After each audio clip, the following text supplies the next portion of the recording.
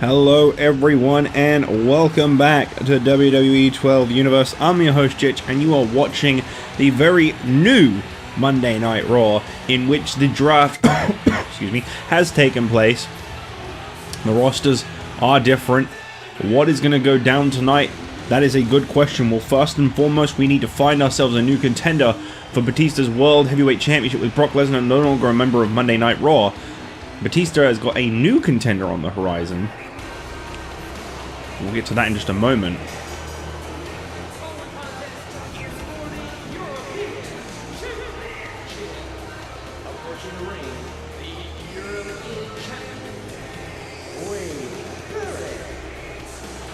Last year at WrestleMania 1, Wade Barrett lost the United States Championship to Justin Gabriel in a four-way TLC match at WrestleMania. Here tonight, Wade Barrett looks to rewrite history, so to speak, as he sets foot in the ring for the first time, I think, since then, as he was drafted to SmackDown. There was some form of them being separated. For the first time, Wade Barrett is going to step foot into the ring with Justin Gabriel, who is newly a member of Raw, and he has decided to put his European title on the line.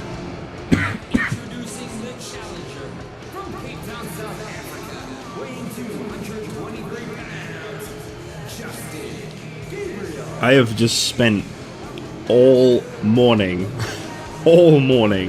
like 4 hours setting up the next season, because I have to have it ready. I can't, like, stop for a little while. That's not my style. I have to have it so ready that when I'm finished with this one, I just boom, change the disc, move on to the next one. And that took a very long time, but I think I'm pretty much now where I wanted to be. I think. But I'm trying to like, how do we sum it up? Oh,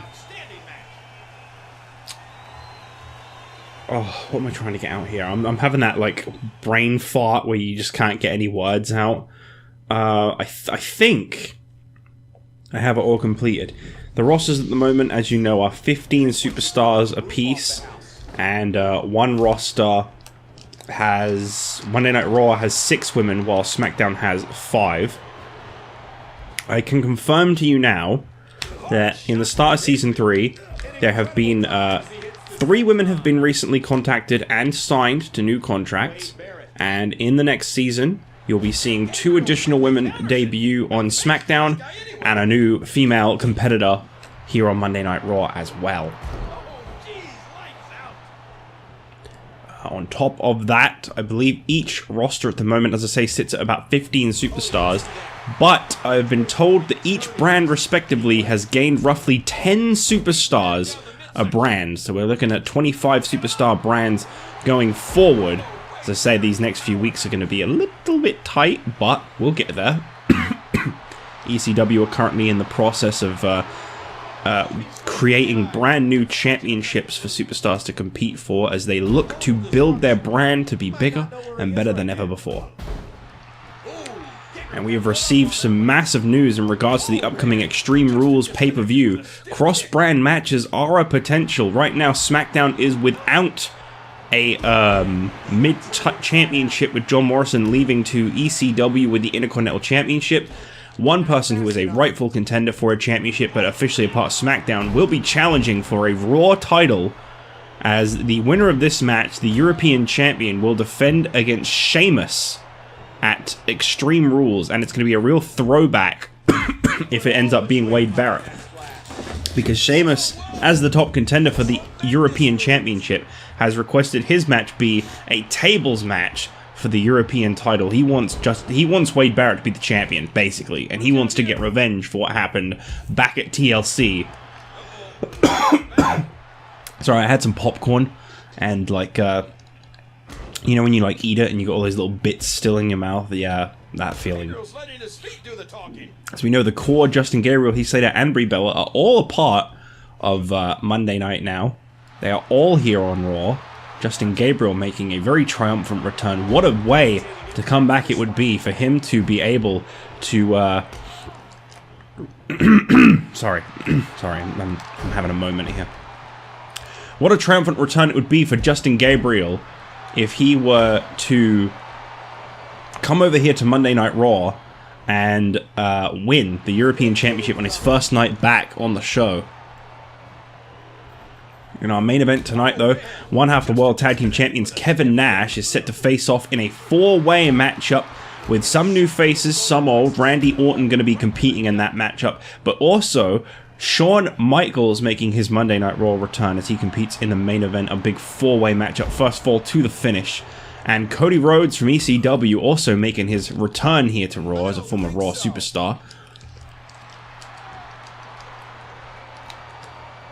Cody and Randy definitely have a storied past with each other that I expect we'll see make quite the big comeback.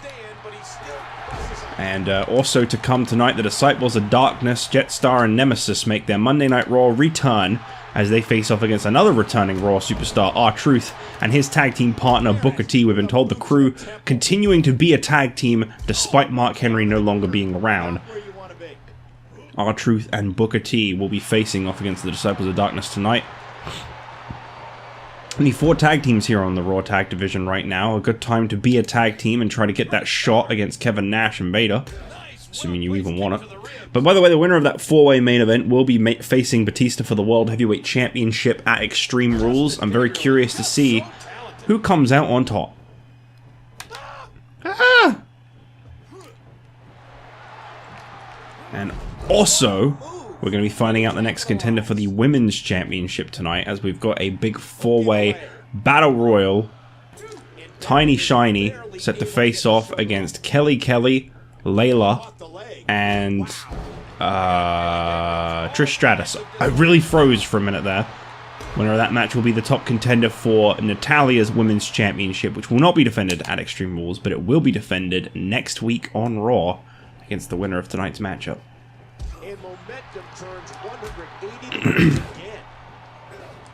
It's the only problem, isn't it? When being the champion is one thing, keeping the championship is another. And Natalia's got to learn that the hard way. Barrett, big right hand across the face. Justin Gabriel. And I gotta say right now, the European champion is looking fierce. You know he wants to lay waste to Sheamus one more time at TLC and keep that championship here on Raw. Wasteland connecting. Is this going to be enough? There you go. Wade Barrett still the European champion, and in just 3 weeks' time at Extreme Rules, he will defend that title in a tables match against Sheamus.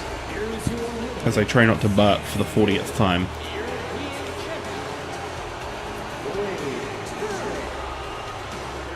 Extreme Rules comes your way in just 3 weeks' time, and we already have one confirmed match.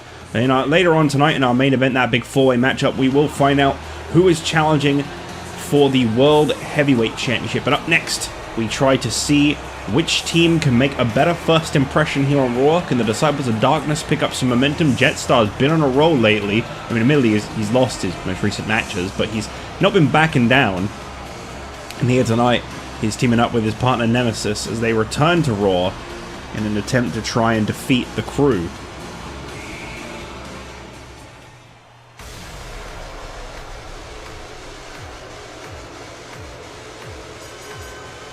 The following tag team contest is scheduled for one fall. Approaching the ring, Nightmare and Jack Storm, the Disciples. The Disciples of Darkness returning here to Monday nights, a show they were, I think, originally formed on. Nemesis has kind of bounced between the two brands quite a bit lately, to be completely honest.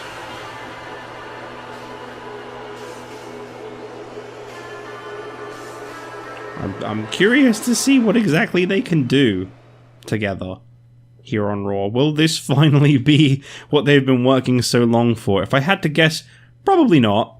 It's probably going to be that the crew come out on top, and I'm okay with that. And their opponent from Charlotte, North Carolina, weighing 235 pounds, R-Truth. R-Truth was the very first draft pick handpicked by McMahon himself. I gotta be honest, I don't really know what it is that McMahon decided that for, but he went for him pretty fast.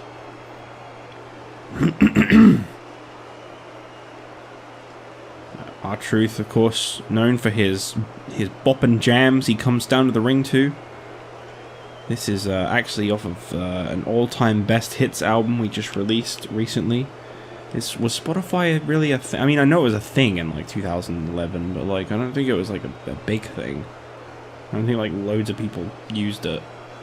So we didn't release it there. Apple Music. iTunes, that's right. People used to buy things on iTunes. Now I remember.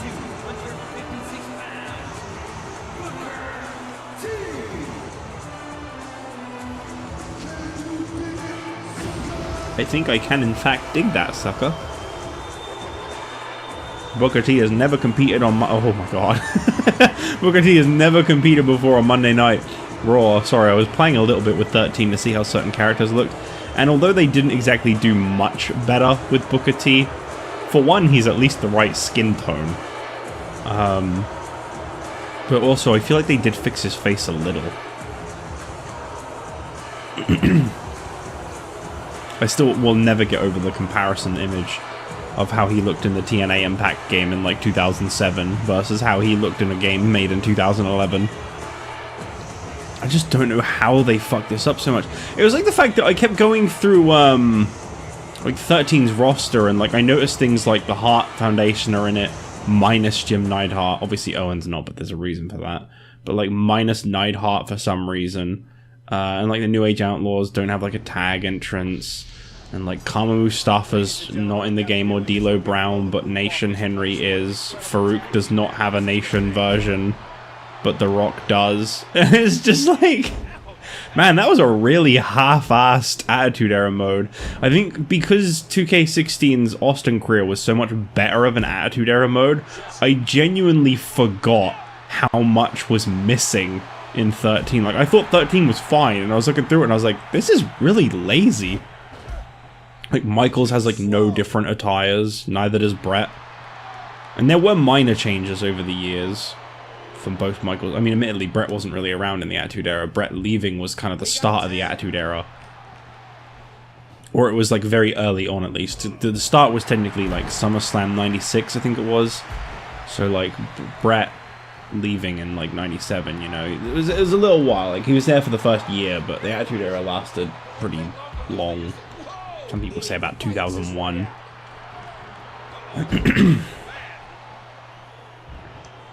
He was over making tremendous waves in WCW. But I just can't believe how much is missing in 13. I didn't really know at the time. But I guess having seen a little bit of it, it's like, well, I'm glad the entire corporation is in. Thank God for that. That's a faction I'm absolutely going to use, no doubt. And before anybody panics, I'll use everybody in it barring Vince. Like, I just won't put them in a faction led by Vince. Relax.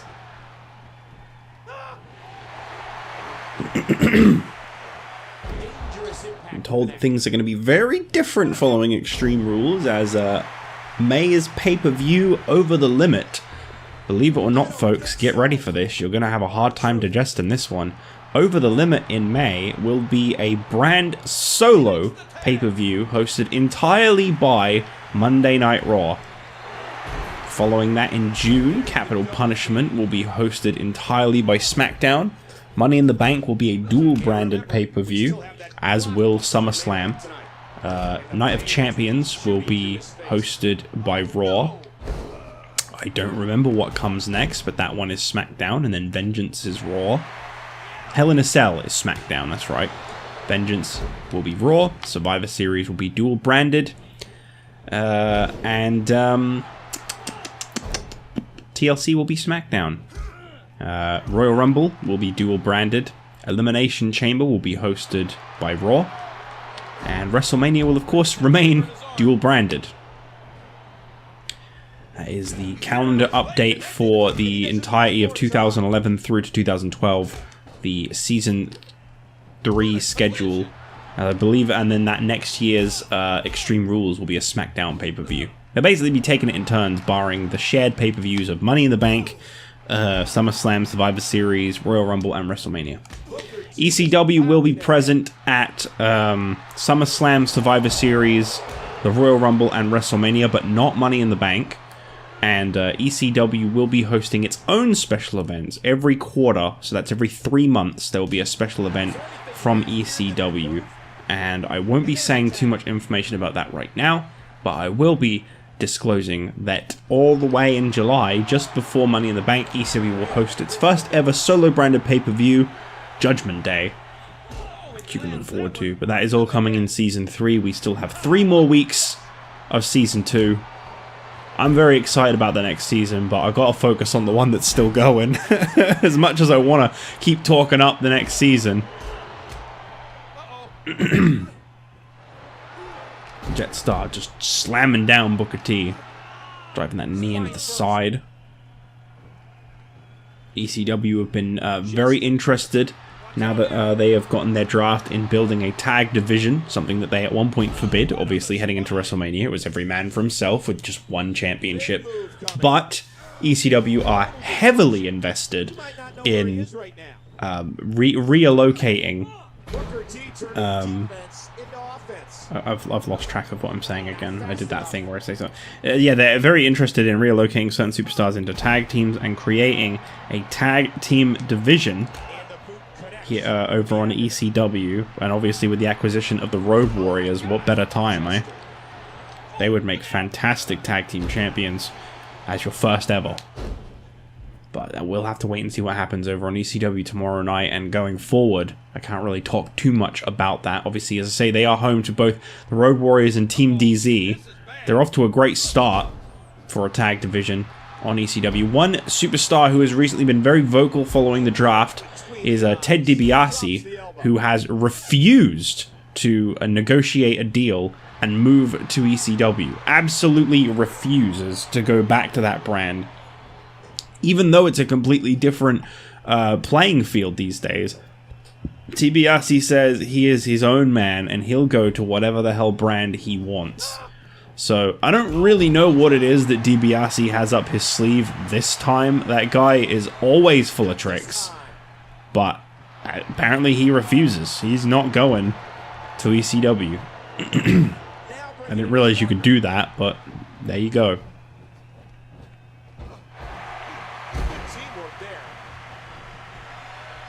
Truth and Booker working fantastically against the Disciples of Darkness. It's been a great showcase of the skills of Truth and Booker. Apparently they no longer want to go by the name of the Crew. That was more of Mark Henry's identity for them. And out of respect for their former leader, they have decided to drop the name. So going forward, they will simply be Booker T and R-Truth. European uppercut.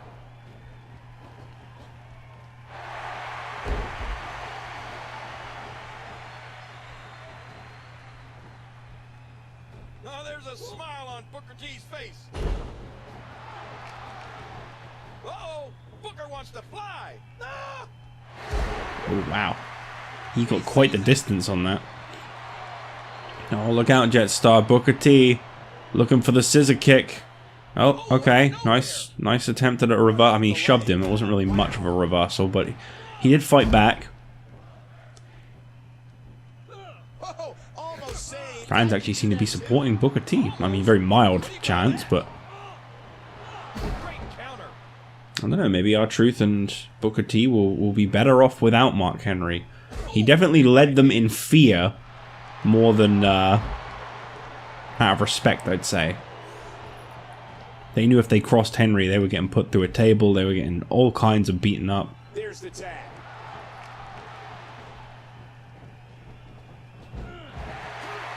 Shining example of teamwork as they hit the double team. He's not exactly hopping up to his feet here. Whoa, what do you Oh, expect, okay, that was Did you see awkward. what just happened? And he I finally don't feel like Nemesis has been in the ring all that long in this match overall. But I wouldn't know because I've been struggling to pay attention to it, I'll be completely honest. just a devastating neck breaker.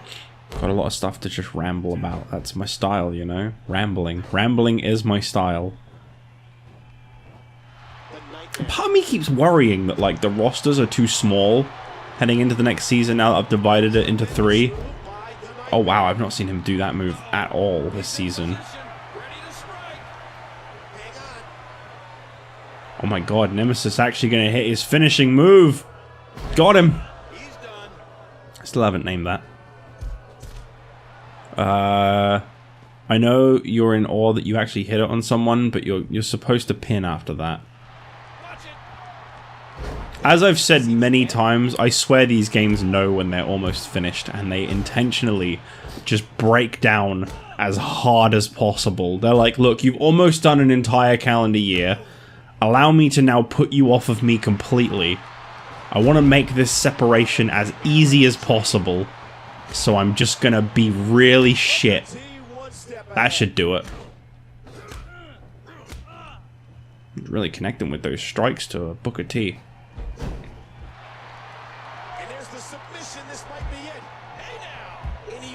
Butts his way out, and Nemesis really getting the best of the former Intercontinental Champion right now.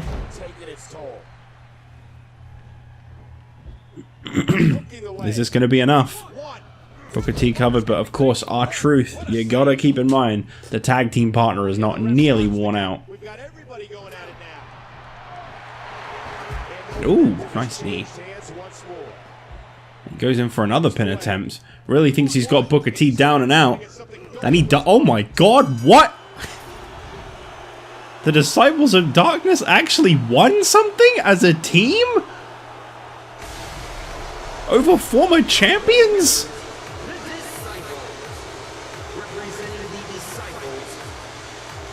Me representing, that is the team. God, you're stupid, Justin. You're really fucking stupid. Well, the Disciples of Darkness actually won a match. I'm really happy for them. I never thought I'd see the day. Moving on, up next, we got ourselves a 4-way women's contenders match, followed by a 4-way men's contenders match. 2 very big matches coming your way next.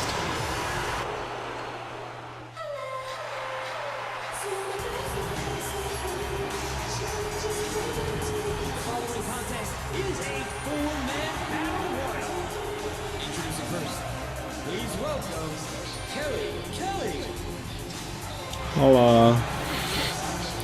Kelly, everybody. You all know and love her. Apparently.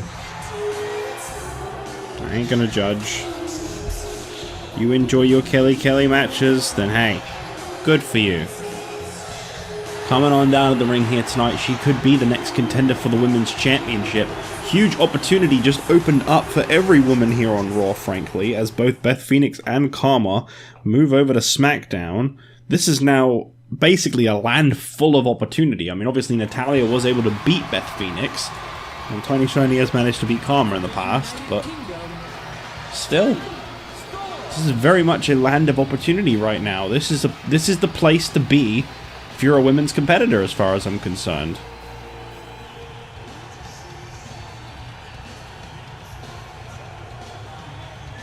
I swear this song gets quieter every time. Tiny Shiny could be on her way to a second ever Women's Championship. Just imagine. I'm imagining it, and it makes me happy. Wow, looking at the card for Extreme Rules last year was a very different landscape in the company, but also not. It's so weird. From Toronto, Ontario, Canada, Trish Stratus. Certain things were like really different, and other things were like pretty much the same. It's crazy. Feels like such a long time ago, because it was, but you know. Also, it feels like a long time ago. I just have to keep reminding myself that, like, The season finale of the last season was like a year and 3 months ago. I've been really slow this season, which I'm hoping to change in the next one.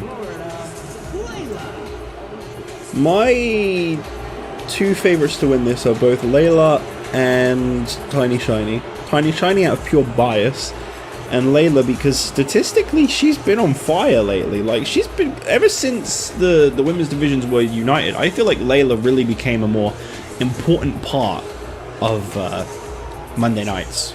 No doubt about it. She's been kind of one of the key featured women on this brand. This is not an over-the-top rope battle royal. This is pinfall submission, meaning that each individual participant must be eliminated for us to find out who the next contender for the women's championship is. And they will face Natalya next week for the women's title as well.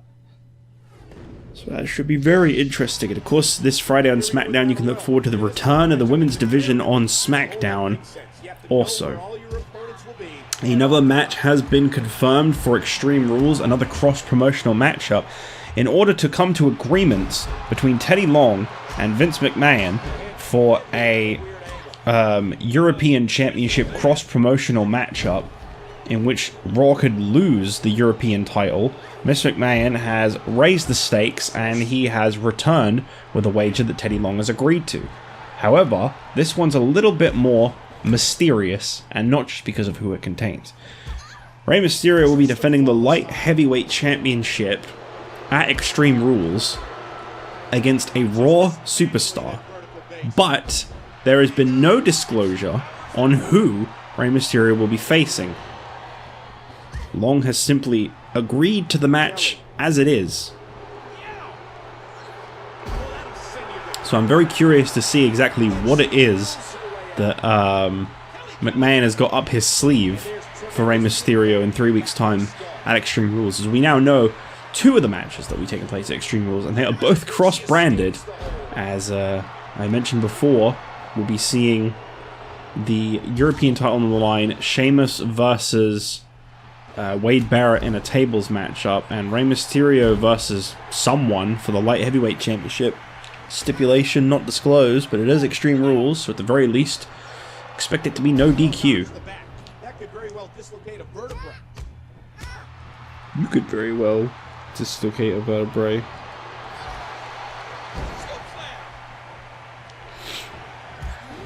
Oh gosh, careful, careful. Of course, our next matchup, the main event, will not be under the same rules as this one. This one is elimination style. They will be disqualified if they leave the ring. No weapons, no nothing. They stay in the ring, they fight till there is just one more standing. And in our main event, there will be a no DQ falls count anywhere. First fall to the finish four-way for a World Heavyweight Championship opportunity. Absolutely stacked four-way matchup. Kevin Nash, Randy Orton, Shawn Michaels, Cody Rhodes. Interestingly enough, McMahon tried to book Kane into this Contenders match, but was unable to reach Kane. The only time anyone saw Kane was apparently just after the draft had completed. Goldust was seen giving a sack to Kane. He says it's a parting gift, as he has tried everything he can to bring the Kane of old back. But I do not know exactly when we'll see Kane, or what exactly Goldust managed to achieve. As it's going to be quite some time until we see Kane back in action, from what I can tell. The guy not even showing up for a potential World Heavyweight title contenders match. Like, that's a guy that's clearly not in a good spot right now. And the boot connects with the abdomen. That kicks about as physical as they come.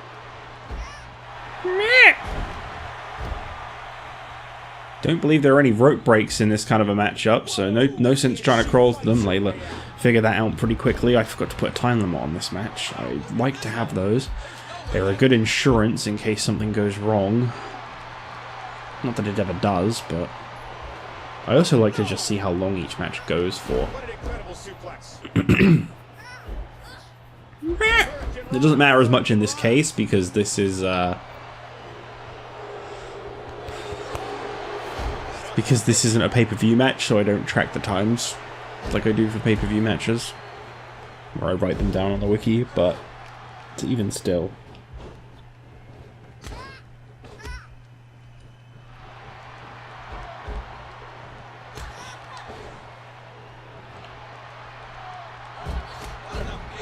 So curious to see in what order we're going to see any eliminations in this one. Trish Stratus going for a cover on Kelly Kelly. That's apparently a sign that Kelly Kelly is not even close to being finished. Oh my god, I've just realized I have to do superstar threads again.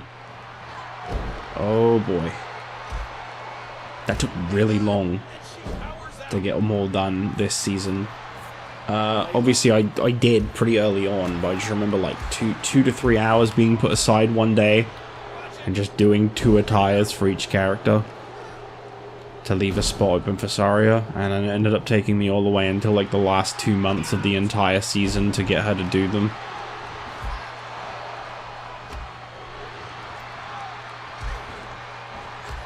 We may or may not do them again on the next season.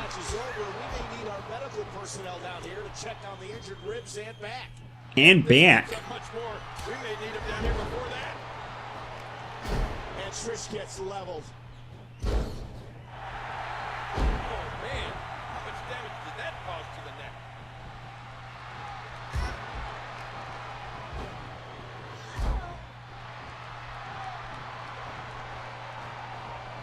Nice counter. She's incredibly fast, is Layla.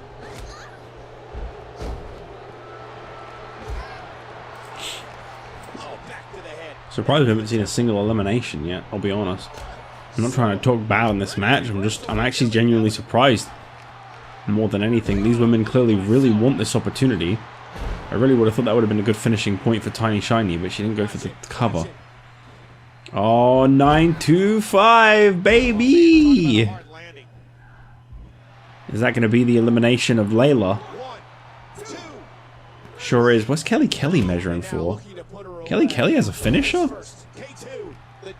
Well, apparently so. It's called the K2. Okay, well, the more you know. Is this going to eliminate Trish Stratus? Sure is. So it's Tiny Shiny and Kelly Kelly for a Women's Championship opportunity next week. Winner gets Natalya, one-on-one for the Women's Championship.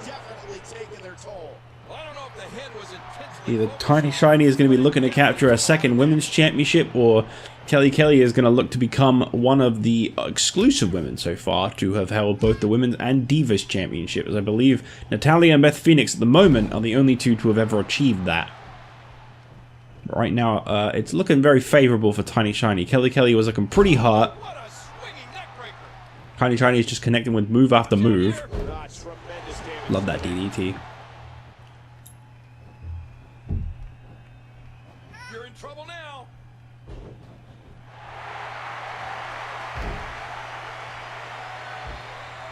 Hey, and she wills her way out.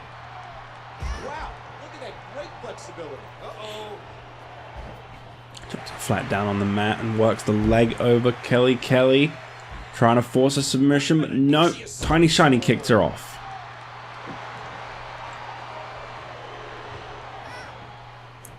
Oh, look at this. He's mind-blowing. Every time Kelly Kelly tries to get the slightest bit of offense in, Tiny Shiny is right back in full swing. Big knee to the head, and there you go. Nice reversal again by Kelly Kelly, and just my point proven. It's 1 second of a reversal in, and then just immediately gets hit again. Oh. Could shatter your nose. Be careful with that. Monochrome. Monochrome is the color we've gone for in this match. Okay, 9-2-5. That's gotta be it. That's gotta be it. Ain't no one kicking out of that. And there you go. So Tiny Shiny will meet Natalya for the Women's Championship next week on Raw, in the second to last Raw of this season. Could Tiny Shiny be the Women's Champion going into the next season? There is still time. There is still a chance. It could happen. I believe. Do you? I believe. Well, up next we got ourselves a 4-way matchup, as we are going to be seeing Randy Orton, Cody Rhodes, Kevin Nash, and Shawn Michaels in a 4-way matchup to determine who will face Batista at Extreme Rules. Tiny Shiny offering respect to Kelly Kelly. Oh! Uh-oh. Looks like we got ourselves a set of enemies on our hands. Things are heating up in the women's division.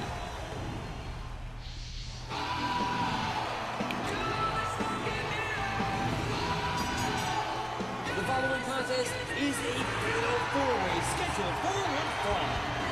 Introducing first, from Marietta, Georgia, weighing 223 pounds, Dashing Cody Rhodes.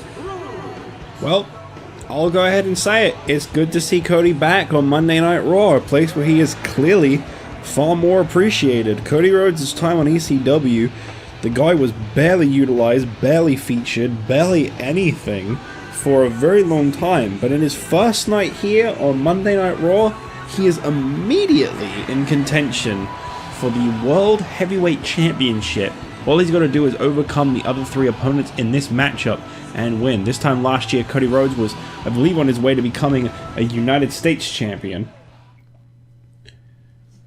A reign which lasted until SummerSlam, when he was dethroned by his former partner Ted.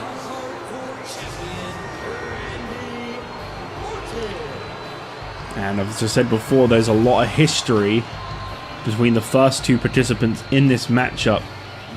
Randy Orton and Cody Rhodes, no strangers to each other. You never know. Maybe they'll get back together. I don't know if Randy Orton's really the kind of guy you want to work with, though, to be honest. I think Cody and Ted both learned that the hard way. He's not really the kind of guy you can place a lot of trust in. So in a way, I kind of hope we don't see them get back together. Full of yawns. What a surprise.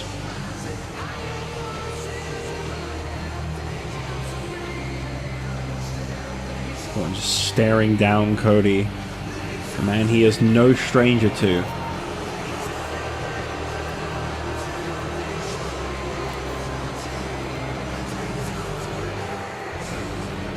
Randy Orton literally captured that Hardcore Championship just so he could put his name on the WrestleMania show. And then he really stamped it with one hell of a victory at WrestleMania, defeating Edge, CM Punk, and Goldust in a 4-way match. I'm sorry, Stone Cold, CM Punk, and Goldust. It's been a good long while since we've seen Shawn Michaels here on Monday nights. Definitely feels right seeing him on this show.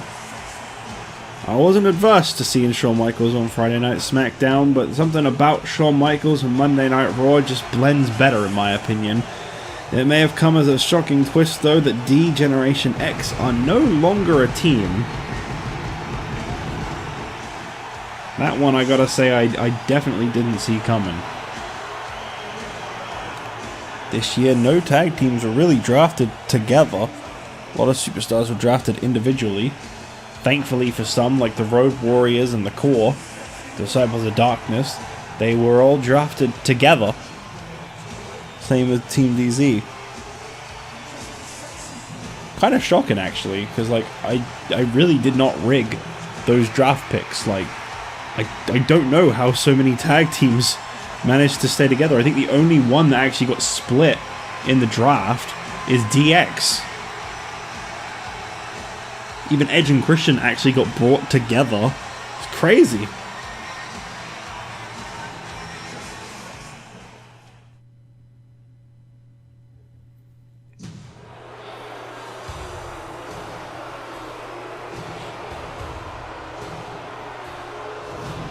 And their opponent, one half of the World Tag Team Champions, Big Sexy Kevin Nash.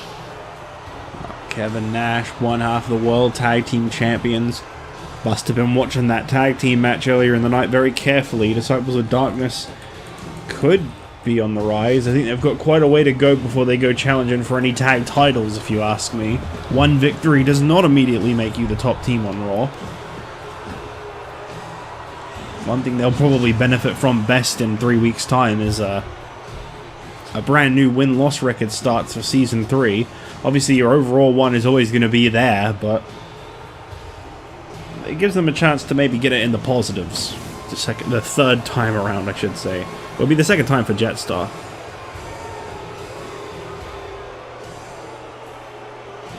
I don't believe Jetstar was around in Season 1.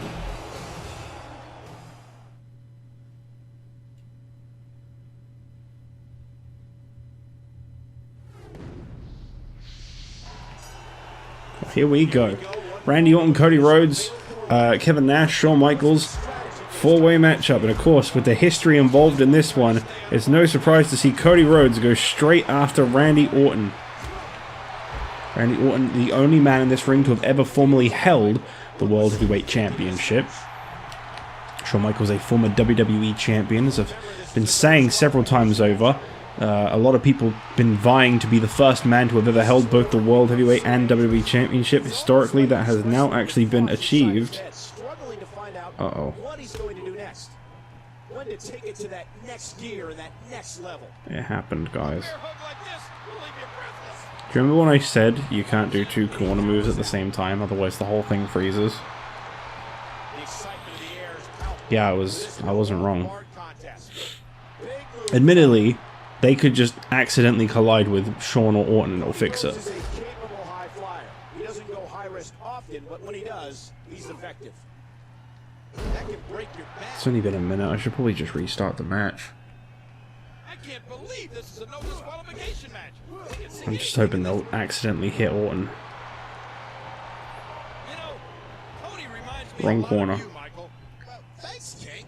Is it because of our dashing good looks? No. Well, apparently you can do a corner move whilst the two are glitched in the corner, and that's fine. Ugh, this fucking game, man. This fucking game. Alright, I'll tell you what, I'm just going to restart the match, because it was literally the first minute in. That's fine. I'll leave that in. You guys can all see exactly what I've been talking about. This game fucking blows. I know I say it all the time, but, like, it is actually crazy how fucking glitched this game is. Like, you can just have a match-ruining glitch like that out of nowhere. You can't control if two people do corner moves at the same time. You can't prevent that. It's not like I'm deliberately breaking the game. That is a very much just a built-in problem. Orton trying to be the biggest heel he possibly can. And Cody Rhodes saying no stranger to Randy Orton. And Randy Orton clearly showing that he's no stranger to Cody Rhodes.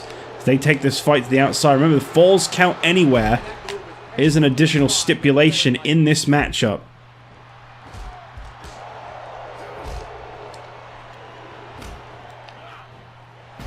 Right now, we are watching as Randy Orton and Cody Rhodes battle out on the outside. Okay. Cody charging back into the ring. And wasted no time getting back outside the ring. Randy finds himself right by two steel chairs, and of course he's not going to hesitate. Orton wants that world title shot. Him and Batista got a lot of history at the moment.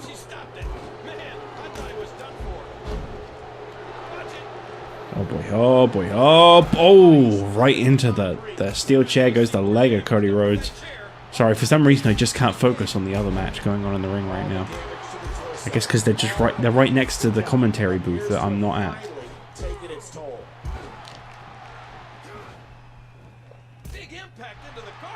Cody Rhodes getting absolutely punished by Randy Orton. He drops the elbow. Incredible counter.